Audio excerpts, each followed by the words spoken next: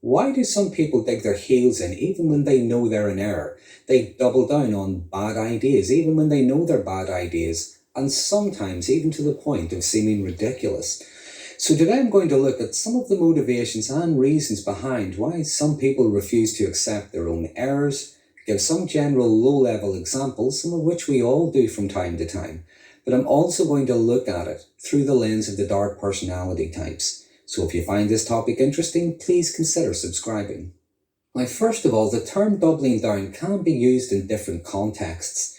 It could refer to someone who increases their efforts to achieve a goal or complete a task. It can also refer to someone who can strongly defend their position with facts, logic, or reasoning. But then there are those who cannot or will not acknowledge that they may be wrong or at fault.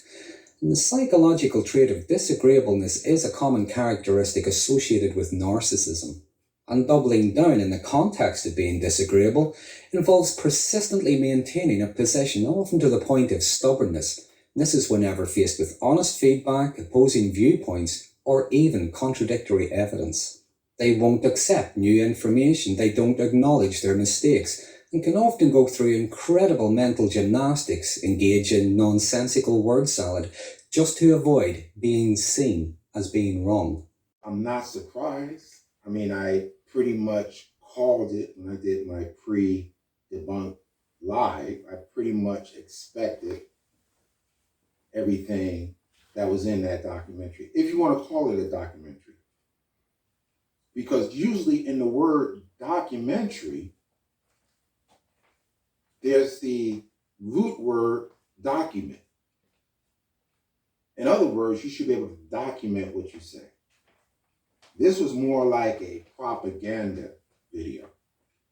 I wouldn't even call it a documentary. But what I will say, hey, it was pretty well done. I'll give you that, Dr. Clone. But as far as facts, you did poorly on the facts part of it. A lot of the things that you put in this quote-unquote documentary has already been debunked many times by many of us, like myself, Akeem, hip-hop historian, Bustetto, Uptown Blade Brown, 1619. There's so many of us that have debunked a lot of your information. And yet, you put it up there. Now, the reason why I started this video with the doctor explaining what basically cognitive dissonance is because that pretty much fits you. Because you are unwilling in accepting new information that might alter your position.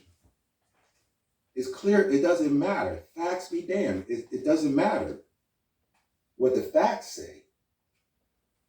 It's what you say. So it only appears that you're only interested in making Puerto Ricans relevant in Black American music culture. Now, I know you're going to say, well, I was just talking about hip hop. But isn't it interesting?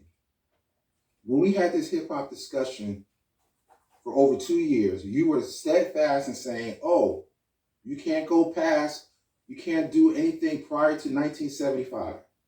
When we tried to go to the past to show how we created hip hop, you said no. Now you decide to make a video, a propaganda video, trying to fabricate a past. Try to use little examples or singular examples to try to demonstrate that you guys, Puerto Ricans in particular, and let me say for the record, I know all Puerto Ricans aren't riding with this nonsense. It's just a select few that is riding with this nonsense. But nevertheless, you pick out single individuals that had none to little influence in the development of Black American music, and you try to present it as if they did. You know, there's one gentleman, your video, because I'm careful not to call it a documentary, because a documentary is supposed to contain facts.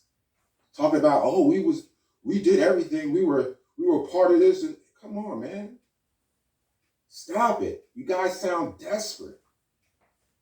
You know what I'm saying? So, needless to say, that's the impression I got. I wasn't surprised. I kind of called it. Dr. Cologne, you are not interested in the truth. A lot of this stuff, like I said, I already debunked. And I'm going to show clips of many of the things that we talked about in the debate that you avoided in dealing with this quote-unquote documentary. So you clearly demonstrated what kind of person you are. You are not a historian. A historian is supposed to take information, even if they had a particular stance or a belief on information. They're supposed to take that information, if it's new, and rethink it. When we talk about the drum culture of America, you totally ignored that. You got people on your so-called doc acting as if we had no rhythms. And I went through that history. So we're going to take a look at some of these things. Now, there were so many factual errors in this documentary. And if I were to critique it in one video, it will probably take me a few hours. That's how bad it was. So what I decided to do is cut it in, not in half, maybe in threes, and present the rebuttal in 3 separate videos. So this way, it's not so much at one time. You can ingest or digest a little bit at a time. And then when you put the 3 videos together, it will pretty much destroy Dr. Cologne's quote-unquote documentary. So this is not hate, Dr. Cologne. I don't dislike you, but I want you to be honest with the truth. Now, in Dr. Cologne's documentary, Dizzy Gillespie is featured, and he's talking about China Poser. We're going to get to that because he's trying to suggest that China Poser introduced a new way of playing bass lines, but we're going to deal with that. But first of all, I just want to demonstrate that even though Dizzy Gillespie is a well-respected individual, he doesn't know history. He's not a music historian. He doesn't understand when the band actually took place, and he mistakenly says that the Gullah Geechee people kept their drums, which they didn't. Let's listen to this interview. Jazz started with the blacks, slaves. I mean, the fundamental. The blues and the fundamental, yes, the fundamental. Now, the reason that jazz took on the characteristics that it had, that it didn't take on the same characteristics that, say, Brazil or Cuba or the West Indies or Haiti, was because the the slave masters didn't allow the slaves in this country to have drums. Now that was the basic rhythm, was the basic. So therefore, they had to get other means of expressing themselves in music. So therefore, they got in the fields, and when they were in the fields, I used to see this down south even all the time. When they hear this, they chopping cotton, and they say, no, ha, and they go down and on the railroads and all this stuff, and then they used to go and listen to the symphony. They let them peep in and listen to this. So they say, there must be some instruments besides the drums, because the drum was their whole thing. They made their music and they made their dancing. The blacks in the United States don't even have a national dance, and it's a shame. Yeah, because they took the drums away. Cuba, Brazil has the samba. Cuba has the rumba, and West Indies has calypso. Haiti has the other thing. I don't know what you call it, but whatever they got a national dance. But we don't even have a national dance because of the fact that they took the drum. Because the slave masters were afraid They would communicate or something. Yeah, I even talk to somebody and say, like the old drum and sign language, or drum language. They really talk with the drums. Right. There's no doubt about it. Right. They really talk with the drums. So, and then now, the only remnants of that African influence now, the closest remnant in America, are the Sea Islands of Georgia. Outside of and there's a reason for that. The slave owners that owned the slaves out in the little out islands, they weren't there. They had overseers to take care, and the overseers didn't care. So they let them have what they wanted, and they retained a great deal of. I was just down there. We're making a film. I've been making a film with Willie Ruff at Yale University. We're making a feature film with all of these things about our music. We're going to trace the drum, because I play the bass drum. So clearly Dizzy Gillespie got that historical evidence wrong. There was banning of the drums at the very same time in South Carolina in 1740. This goes to demonstrate that just because you are a person who is well known to be a great artist doesn't make you a historian.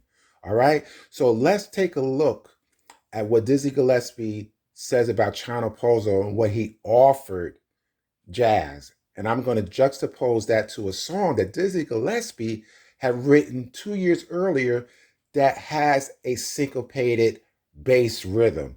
Now, did he forget that he did this before? I don't know.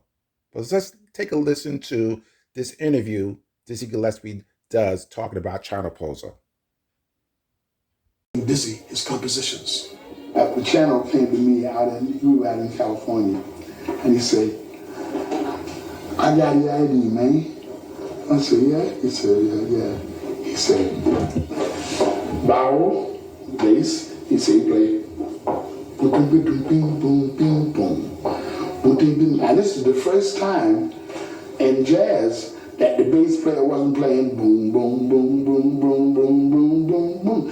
It's the first time, because I hadn't heard none of the bass, all the bass players were talking about boom, boom, boom, boom, boom, boom, boom. So Charles said, the bass player, first, power, boom, boom, boom, boom, boom, boom, boom.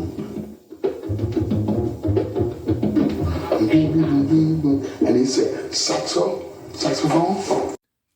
Now, when Dizzy was describing that bass line, and he was saying it was something new or different, he must have clearly forgotten what he did 2 or 3 years earlier with the song A Night in Tunisia.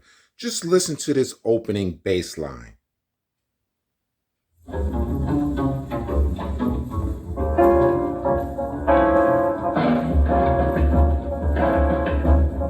So you hear it is a dun dun dun dun dun dun dun dun dun. Now, according to Dizzy Gillespie in that prior interview, he acted like he never heard it before. This song came out, A Night in Tunisia, came out 2 to 3 years before Manteca. So I don't know if he was just being kind to China Pozo, trying to, give him credit for something. I'm not sure what that was all about. But clearly, this is another illustration to show you guys why you can't always take the word of a celebrity or someone who's an acclaimed musician, because you don't know what's the truth or not. Clearly, Dizzy Gillespie was wrong.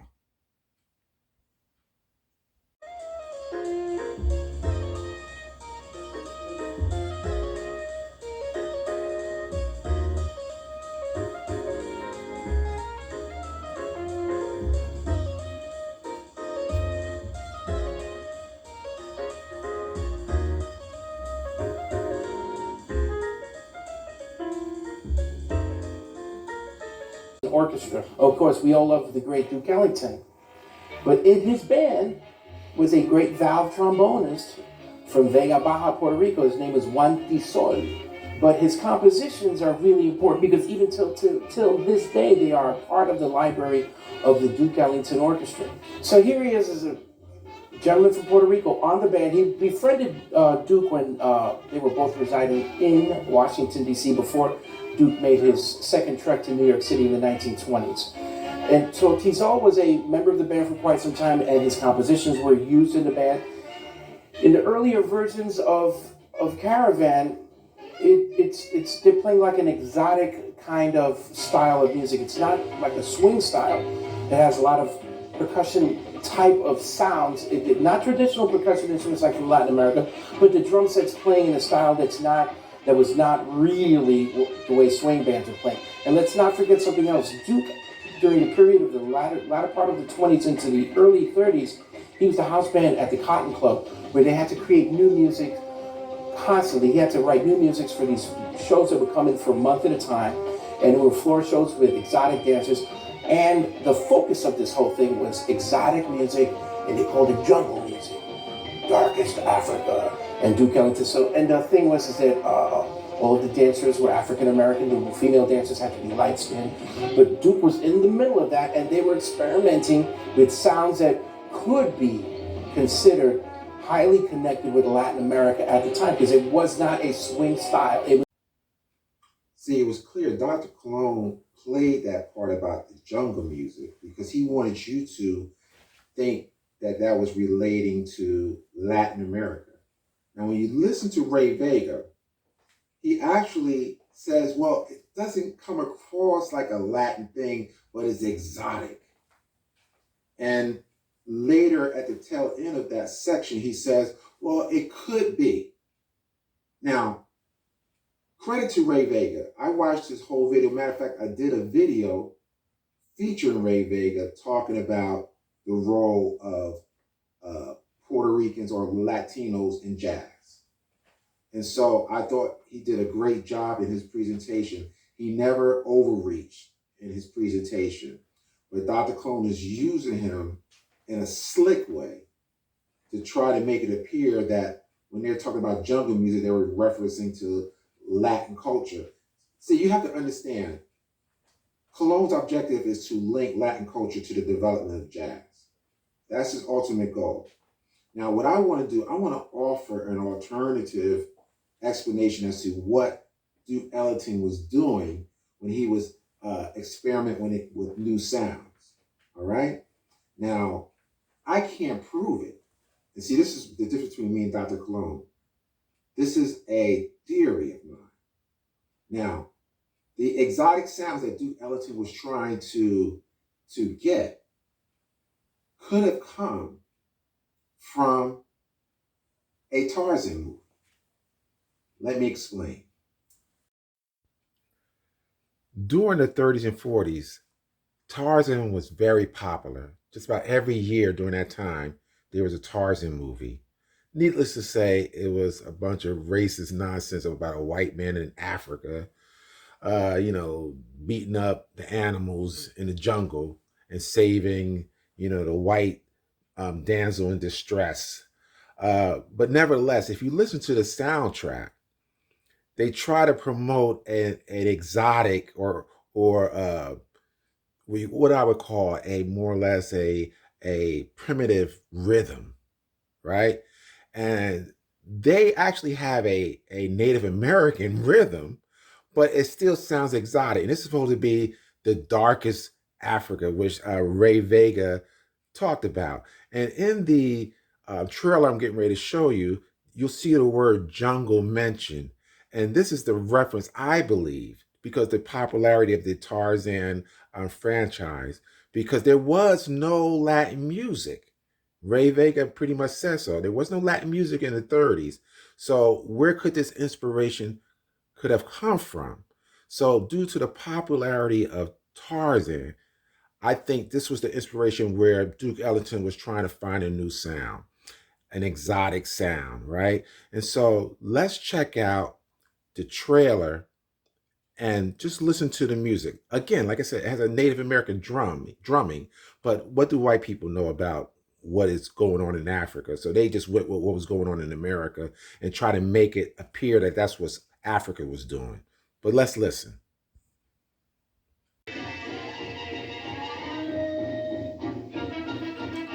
Now, if you listen to the music, they try to be exotic, right? Now, I don't know for a fact that this is the inspiration, but again, like I said, this was the most popular thing going on in the 30s. Wanta Saul Caravan was created in the 30s, 36 to be, factual. So this is just my opinion. Listen to the music. You see the word jungle. Remember Ray Vega talked about the darkest Africa, the jungle? So again, it's just a theory. Had it not been for the Cuban musicians coming across the Gulf of Mexico, jazz would have had a different tinge. It would have been very linear. It was the Latin tinge, if you will. John Storm Roberts has a book called The Latin Tinge. It would have been very different had it not had that influence. Congo Square was as much a Latino square as it was an African American square.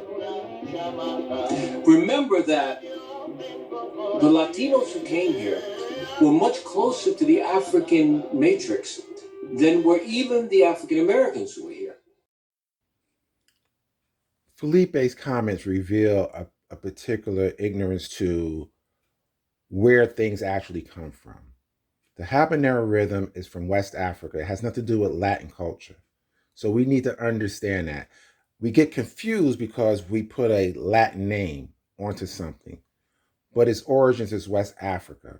The Spanish tinge is basically what we call the habanero rhythm. Many people assume that when the slaves lost the ability to play drums in 1740 in North America, many of these rhythms died, but that's not true at all.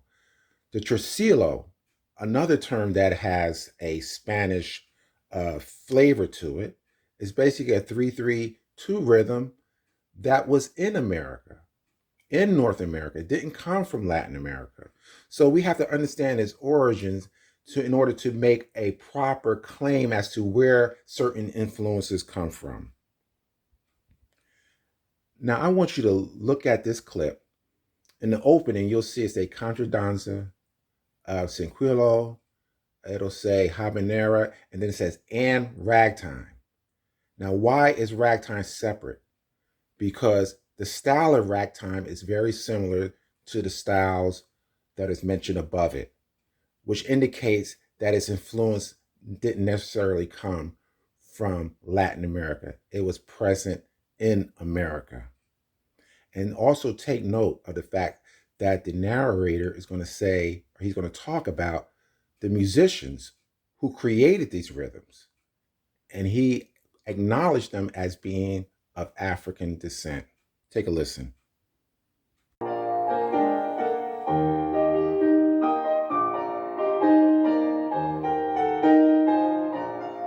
The contradanza was brought here by the French, but here in Cuba, the musicians were mainly black or colored mulattoes. So, of course, these black musicians, they put something of their own musicality in the French contradanza, and that's how the Cuban contradanza was born. Let's listen to how this curator of the Congo Square Museum described the instruments and the people who participated in Congo Square. How they were able to remember after 1808, the domestic slave trade became very, very active. People had been brought from different locations, from Virginia, from Maryland, from Washington, D.C., from North Carolina. People had been exposed to all kinds of cultures, say German culture to Italian culture. There were a large number of people who were of Haitian descent. And we know that all of those came together in Congo Square. It was almost like a melting pot, almost like a diaspora within itself. And over time, those influences, those musical practices merged and blended to indigenous practices. That means new musical forms. So after a while, we cannot say that it was African music. We cannot say that it was European music. We have to say it was something else, right? And that something else eventually became what we call jazz. They made instruments that modeled after the ones they knew in their homelands and played the music that they knew in their homelands. They used the rhythmic patterns that they knew in their homelands. But they also played the music and music instruments that they found in the places where they lived and encountered.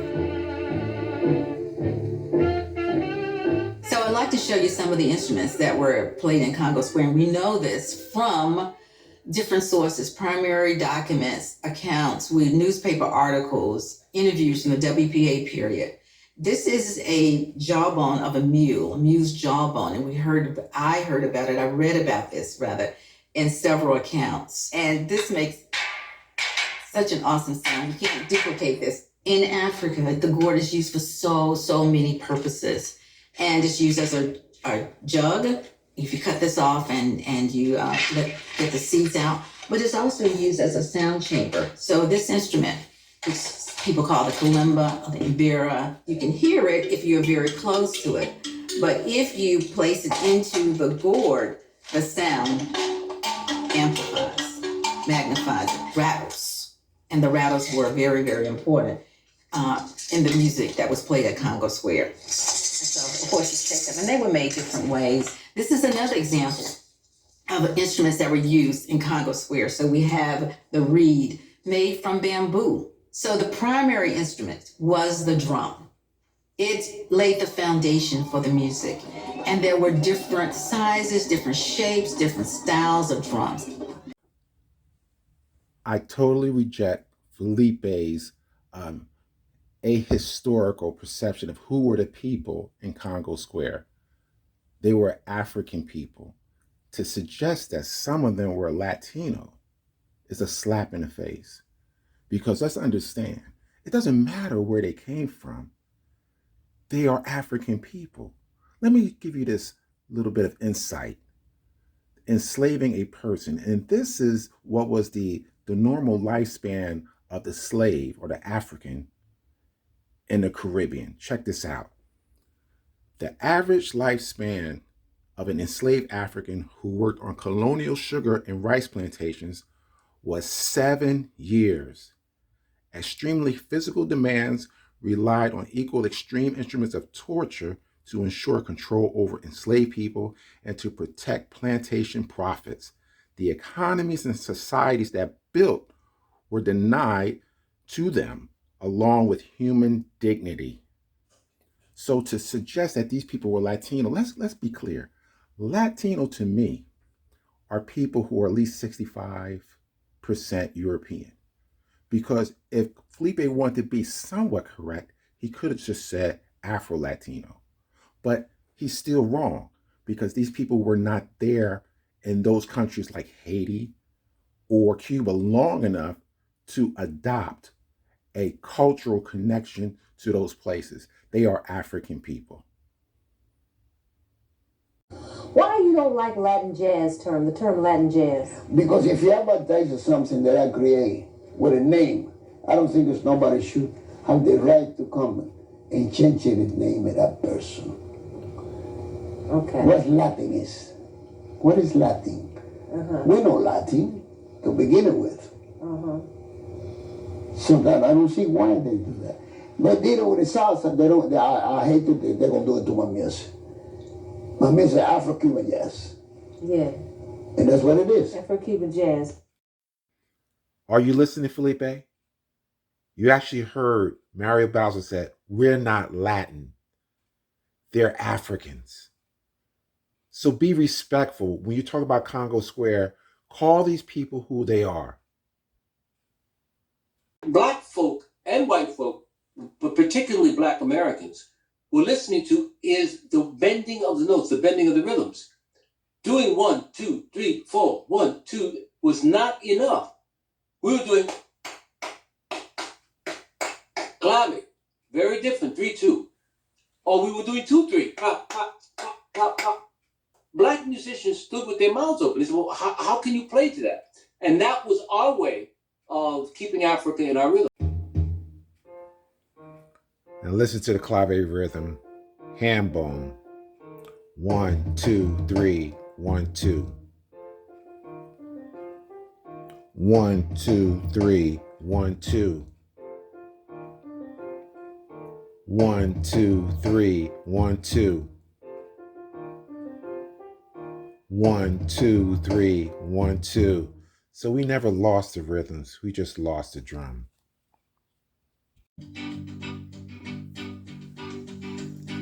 The Bo Diddley rhythm. This is the rhythm that shook the world. Listen to this. 1, 2, 3, 1, 2, 1, 2, 3, 1, 2. The clave rhythm. You see, the Bo Diddley beat or rhythm was created in America by Black Americans. So check this out. The Bo Diddley beat is a rhythm pattern that is a variation of the 3/2 clave, a common pattern in Afro-Cuban music. It doesn't come from Cuba, but it's similar. And there's a reason why it's similar. Because we are African people too. It's also similar to the shave and a haircut 2-bits pattern, which is associated with Yoruba drumming from West Africa. Enough said, Felipe. If you go back to the 1500s, you had the Spanish colonies and the French colonies in the U.S. that have their African slaves. And these are slaves that came from Cuba, from Haiti, and brought some of these things to the United States, but they were cut short. I'm saying once this becomes the U.S., once those colonies are ended, that attachment is no longer there. We're the ones that retain this, that we're allowed to retain. So this comes into New York City over 100 years ago. Then this impacts jazz. Now that was a dumb statement by Randy, but he's not alone. There are so many people, including Dr. Cologne, that will make that same statement. And what makes it so egregious is that in a debate that I had with Dr. Cologne on March 23rd, 2024, I actually laid out the drum culture of African Americans. And it was something that he never heard before. And I backed it up with documentation. So much so, he never rebutted that information. Now, instead of learning from that information, he decided to ignore it because he wanted to put on his fake or his propaganda video. Again, this is about Puerto Rican nationalism, Puerto Rican pride. It's not about the truth. So that's what we have here. The other reason for doing this debate was to prove that this term, the Latin breakdown, was just made up. Let me offer you this proof. The other day, shortly before, I think it was a day before his release of his propaganda video, he appeared on a panel or on YouTube panel called Unwrap. And the host asked him the question, basically, did you make it up? I want you to check it out. Did you coin the phrase Latin breakdown? I did not coin the phrase. It was my brother named Randy who coined the phrase Latin breakdown. And my mission in going into this debate was to prove that this term was fictitious. And if it's a fictitious term, then it has nothing to do with the B-boy anthems. Let's check out. Now, this is what I want to do. Let me do this. I'm going to play an excerpt of the debate where I actually talk about the drum culture of African Americans. And unfortunately, and I'm not surprised, Dr. Cologne just decided to ignore it. Keep this in mind, people. He had an opportunity to debunk me on this information. He chose not to. Instead, he's decided to ignore it and then perpetuate this propaganda documentary, or should I say, propaganda video. So here I am in this clip laying out the history of African American drum culture. Dr. Cologne's premise really rests on the notion that there were no Africanisms in the New World. I mean, basically talking about North America. He basically asserts that the Africans that went to other places other than North America retained their Africanism, but the enslaved Africans in America lost them. So I want to play an audio clip of Dr. Cologne presenting that fact or that opinion, And we're going to dive into the misconceptions about that. Was Cuba. So there you have it. It's known as the descarga. Let me start back again. Hold up. Start at the beginning. The descarga predates the b-boy breakdowns, the break beats. It predates this. Amazing.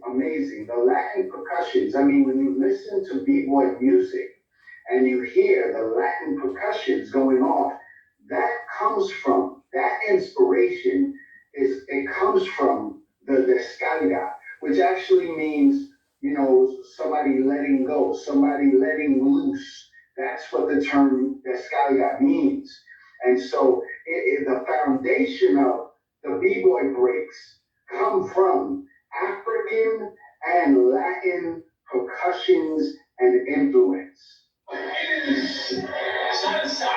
So you can see what happened with the African diaspora when the Africans moved and they went to Haiti, when they went to Cuba, when they went to Puerto Rico, when they went to the Dominican Republic, they took the Africanism with them. They took the drums with them. It was not the same when it came to slavery in America. Slaves in America were not allowed to retain.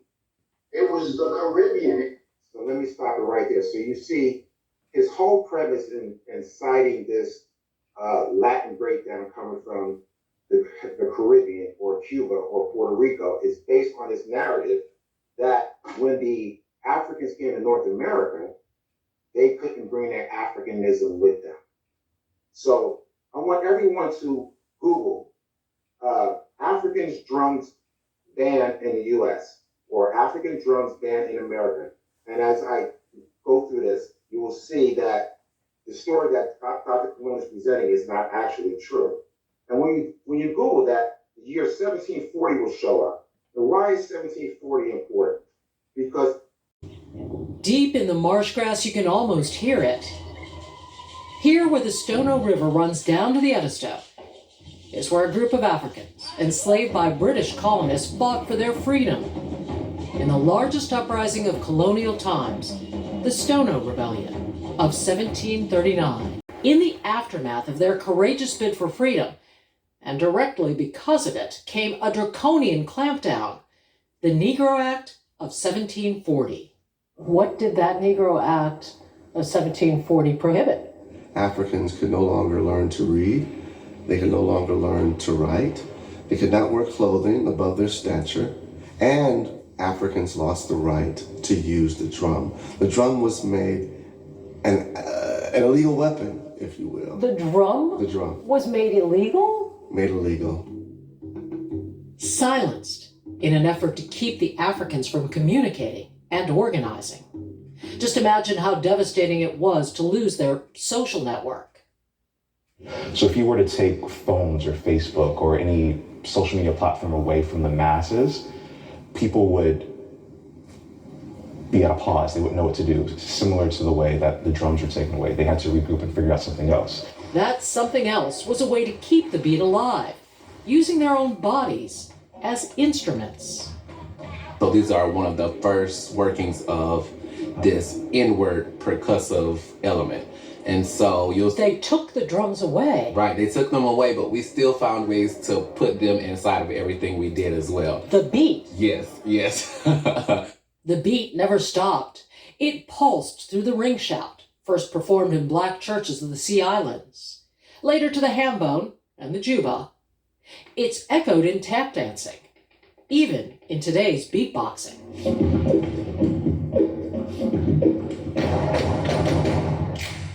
And in the precision of stepping, the percussive dance tradition of historically black fraternities and sororities. To these artists, the Stono Rebellion and the colonists' fierce retribution marked the moment when the enslaved Africans created a new culture in America. It laid the foundation of what would become African Americans and African American culture. I'm not going to stop here. Let's go to the north of America.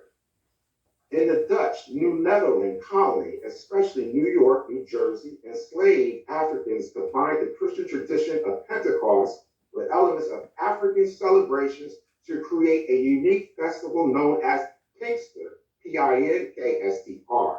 Despite its Dutch origin, the early 1800s, Pinkster was considered largely an African American holiday.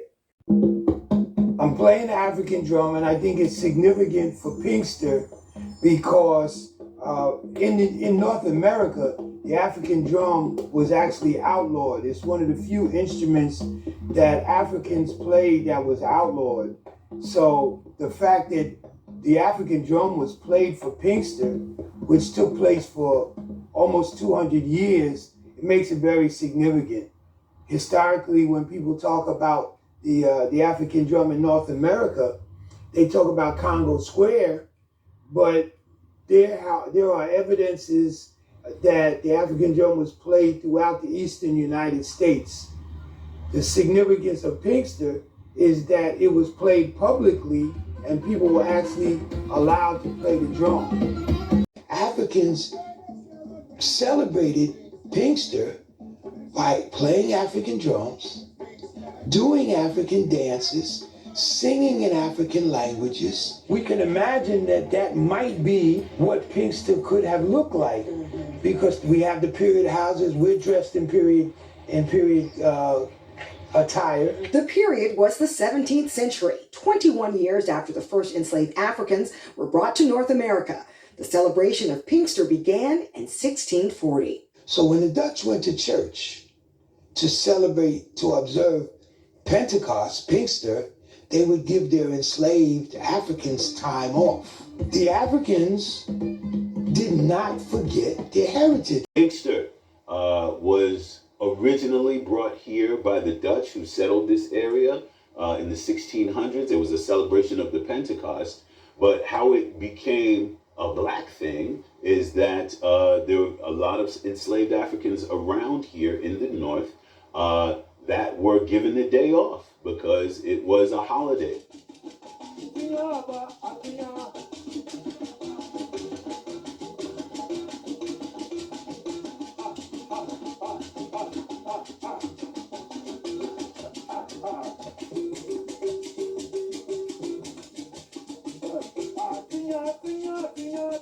By the 1800s, when the Dutch by then became American, they started celebrating Election Day and the 4th of July and things like that.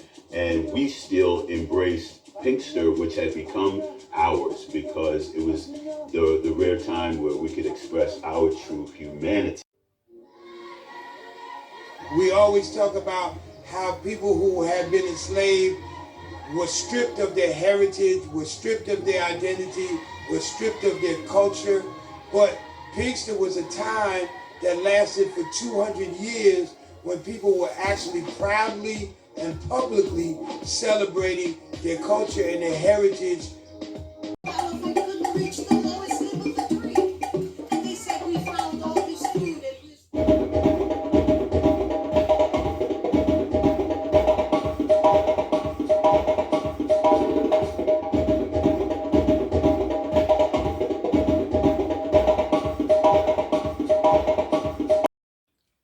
What you just saw was a visual presentation of what I actually did at the debate with Dr. Cologne.